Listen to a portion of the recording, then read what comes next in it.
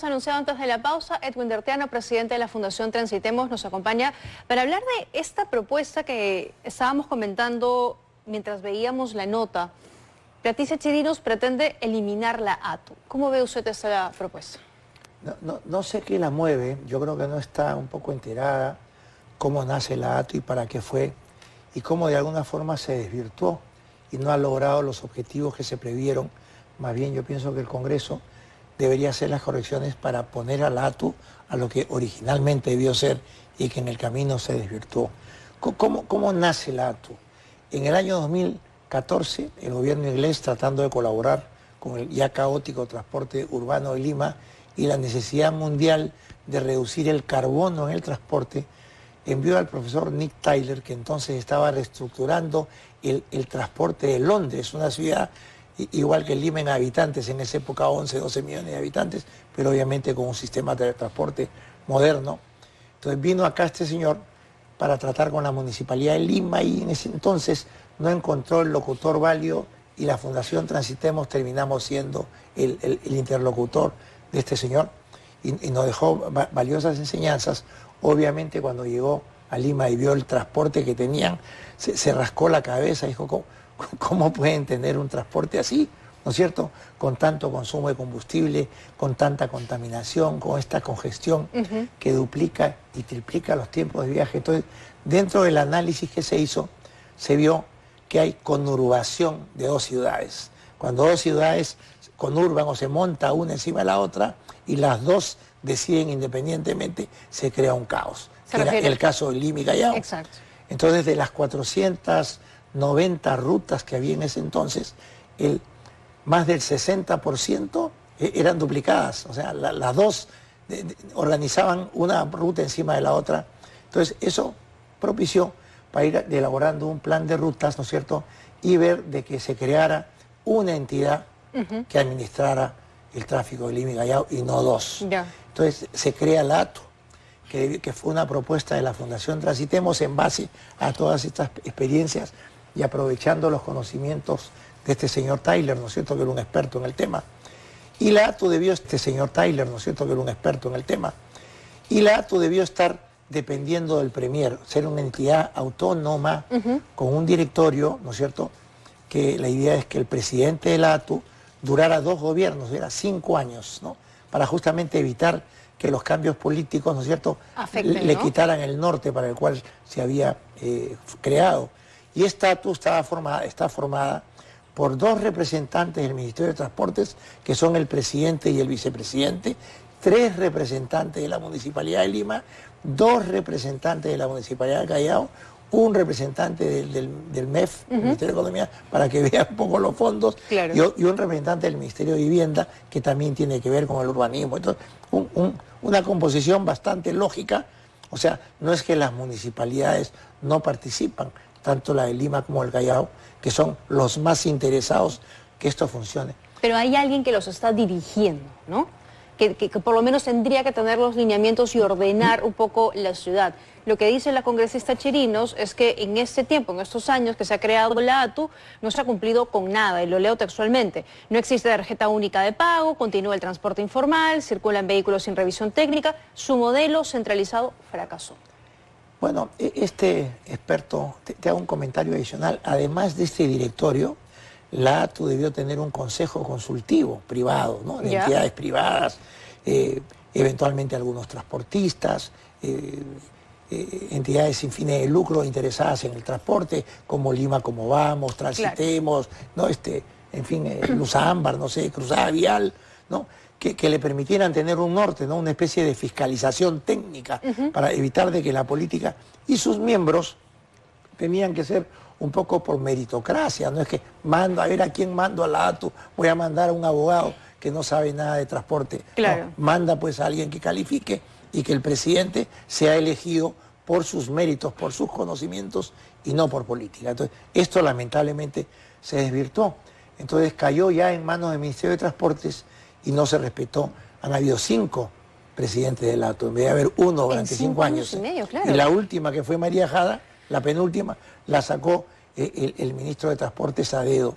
¿no? Y pusieron a un señor David Hernández, que sí es una persona capaz, porque tiene experiencia, que es el actual presidente. Pero ojalá dure, ¿no? Además. Bueno, ojalá que justamente, yo diría por eso que le falta quizá conocer esto que estamos conversando a la congresista y ver más bien no cómo destruye, sino cómo ayuda a que la ATU sea lo que se planificó. Las consecuencias, entonces... Que no esté dentro, digamos, de la órbita solamente del Ministerio de Transportes y que a dedo se puede elegir, eliminar o cambiar a sus miembros, ¿no? Las consecuencias, entonces, de si este proyecto sale adelante, serían destructivas, tomando sus palabras, para el transporte. Sería otra involución más del transporte, así como todavía no logramos ir a buses y seguimos vía Congreso, lamentablemente, intentando transportar con colectivos, con taxis, claro, con vehículos cada vez más chicos, sería otra involución, ¿no? Pero claro, nos preguntábamos al inicio también qué intenciones podrían haber detrás de eso, porque no se entiende por qué es que se pretende regresar a lo que teníamos antes, que era sumamente caótico. Es cierto, nadie aquí está defendiendo la ATU porque falta muchísimo, y lo hemos conversado con usted en varias oportunidades, en el transporte, pero por lo menos entiendo que la ATU en este tiempo ha logrado establecer una hoja de ruta. Y ese experto al que usted mencionaba decía, caramba, el trabajo es de largo plazo, por lo menos necesitamos 20 años de continuidad y de un organismo que pueda fiscalizar y sacar adelante el tema de la movilidad urbana en la ciudad. Con 5 años... Fue más cruel, dijo, el transporte de Lima tiene 70 años de atraso. Caramba. ¿No? Y va a tomar mucho tiempo. Entonces, ¿qué ha pasado, por ejemplo, si vemos con el Metropolitano? Pues, lamentablemente, por todos estos enredos, ¿no?, como el que estamos viendo, y estos retrocesos, el Metropolitano y el tren eléctrico, que son los llamados justamente a modernizar el transporte de Lima con vehículos que transporten mucha gente en menor tiempo y a mayor velocidad, el tren o los metros sin interrupciones, y el Metropolitano con muy pocas interrupciones, obviamente va mucho más rápido que el resto del tráfico. Han venido creciendo a menor velocidad que la población por todos los cabes que se le pone, por todas las confusiones que han sido víctimas, ¿no es cierto? Y representan solamente el 8% del total de transporte de Lima. El tren eléctrico se demoró más de 20 años, sí, claro, ¿no?, en hacer, o sea, no sé hacia dónde vamos, o sea, desconozco cuáles sean los motivos de la congresista. Obviamente no viene el sector transportes, no creo que conozca mucho de transportes. Hay que entender que estamos prácticamente en un año electoral y los congresistas andan buscando, ¿no es cierto?, el estar en pantalla, el estar en medios, ¿no es cierto?, el alimentar su imagen eventualmente para ser reelegidos, o el congresista ser elegido pues como senador o lo que fuera. Y muchos gremios de transporte informal se acercan a ellos también a tratar de obtener cosas que no deberían obtener, y los envenenan un poco y les hacen creer que tienen muchos votos, y a veces sacan, no, son víctimas de estos engaños, por decirte. No sé si sea el caso de la congresista, pero ya han habido situaciones similares, claro, en varias oportunidades, ¿no? ¿Y serían ellos al final, el transporte informal, ilegal, los beneficiados con una medida como esta? Pero están todos, no se dan cuenta que están cavando su propia tumba, ¿no? En varias oportunidades hemos conversado que Lima debería tener pues 18.000, 17.000 buses, y a cambio de eso tenemos estas 30.000 pica-picas, microbuses, costen. Lima debería tener 80.000 taxis. Tenemos solo con placa de taxi en Lima 245.000, más todos los que levantan su manito en las avenidas que no tienen placa de taxi. Entonces, esta tremenda sobreoferta crea lo que crea una sobreoferta, tarifas bajas, sí, ¿no? Un canibalismo de tarifas. Entonces, ningún transportista está cobrando lo que debería cobrar para mantener su vehículo, para repararlo cuando se malogre, para renovarlo cuando llegue al final de la vida útil, y para vivir, ¿no? A duras penas logran levantar para el mantenimiento y para vivir. Hablando de esas pica-pica que usted menciona, varios de estos buses se han cogido por la ATU para convertirse en aerodirectos. Vamos a hacer una pausa, si me permite, y al regresar vamos a hablar de ese servicio que ha implementado la ATU para poder dirigirse al aeropuerto, pero que tampoco estaría cumpliendo con las medidas. Fíjense, por ejemplo, ese bus. Con eso y más, regresamos.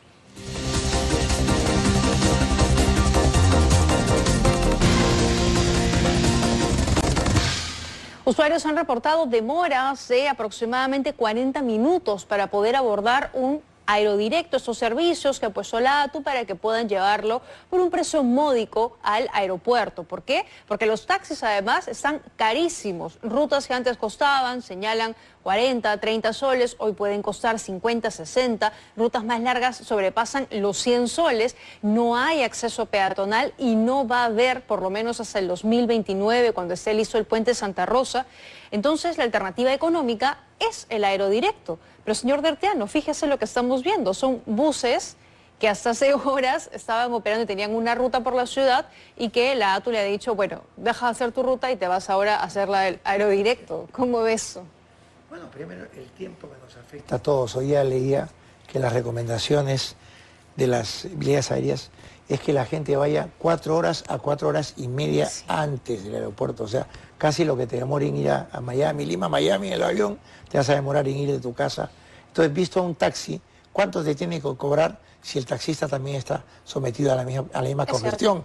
En vez de hacer 2 o 3 viajes al aeropuerto, va a ser 1. Entonces, en ese 1 tiene que cobrarte lo que te cobraba en los 3. Y los buses es lo que hay. En Lima no hay buses, en Lima hay coaster, combis, hay poquísimos buses, ¿no es cierto? Y no se previó todo esto para tener, pues ha sido una inauguración antes de tiempo, porque lo ideal sería contar con buses turísticos que tienen un espacio para las maletas, claro, ¿no es cierto? Porque además a pie no puedes entrar al aeropuerto, antes podías entrar a pie, entonces o llegas en bus o llegas en taxi. Y esto no solamente es un problema del aeropuerto, es el círculo vicioso, porque haces la ATU, haces el metropolitano y le dices, te voy a garantizar que vas a tener los clientes que te estoy garantizando, vas a tener para que puedas hacer la inversión, comprar los buses, mantenerlos, repararlos, renovarlos, etc., lo que hemos conversado. Pero resulta, y no te voy a poner competencia a 400 metros, ahora tienen la competencia al costado. Y tus líneas alimentadoras que deben alimentar, ¿no? Te pongo al costado colectivos, taxis, combis, coaster. No hay forma que pagues el bus. Entonces ya cerró una, pues, ¿no? Sí, una alimentadora claro. Cerró y de las 5 funcionan 2 o 3. Claro, y ¿no? siempre con el riesgo de cerrar, ¿no? O sea, estamos condenados por situaciones como la congresista quiere retornar al pasado. Estamos condenados, esta ciudad de 13 millones de habitantes, que está ubicado en el centro del continente, que está llamada a ser la ciudad de las convenciones, de los congresos, con un pasado maravilloso, llenas de atractivos turísticos, está condenada a ser la ciudad con el peor transporte. Tenemos el tránsito más lento de Sudamérica y la mayor contaminación como ciudad. O sea, ¿qué queremos? ¿Que nos visiten o que no nos visiten? ¿Queremos ser atractivos o ser no atractivos, ¿no? Usted dio con la respuesta hace un momento y hablaba de la prevención y que no existe en algunos casos. A eso se suma la línea del metro, por ejemplo, que está destinada a que llegue al antiguo Jorge Chávez. Ya tenemos uno nuevo y claro, es que han pasado tantos años y no somos capaces de tener líneas en metro, apenas una. No hay nada y no hay manera de que el transporte público, digamos, camine hacia algo mejor. Acá la pregunta, y como periodista, de ver quién ha sido el responsable de no haber previsto de que el puerto de Chancay se estaba terminando y no habían hecho las vías de acceso, que el puerto del Callao, acá hablamos mucho de Chancay, el puerto del Callao es un monstruo, ha crecido, han hecho unas inversiones tremendas. Sí, se ha ampliado. Del puerto hacia el mar y del puerto hacia la ciudad son las mismas. Entonces han abarrotado el puerto, los camiones igual que los taxis, se pasan horas para entrar, ya no les es rentable. No, y los asaltan también. Los asaltan, ¿no? Y tampoco previeron el aeropuerto, ¿no? Tiene que haber un responsable. El ministro sabe de paso, sabemos que llegó sin saber y se van sabiendo poco, ¿no es cierto? Pero tiene que haber personal de línea. ¿Quién era el director que tenía que hacer el seguimiento a Chancay? ¿Quién el director que tenía que ver todo el acceso al aeropuerto? Que venía construyendo. Y por otro lado, ¿por qué no fue dando las señales? Oiga, tengo el aeropuerto al 70% y ni siquiera han comenzado con el puente de Santa Rosa, ¿no? Claro. Tiene que haber responsables. ¿Quiénes son? No sabemos. Hay que ubicarlos. Probablemente los que ya no están hoy en el Estado. Señor Dertiano. El ministro de Transporte ahora está en Economía. Ahora está en Economía. Gracias por habernos acompañado esta noche. Y gracias a ustedes también por habernos acompañado en esta edición de 20 a 25. Nos reencontramos mañana a las 10 en punto. Chao.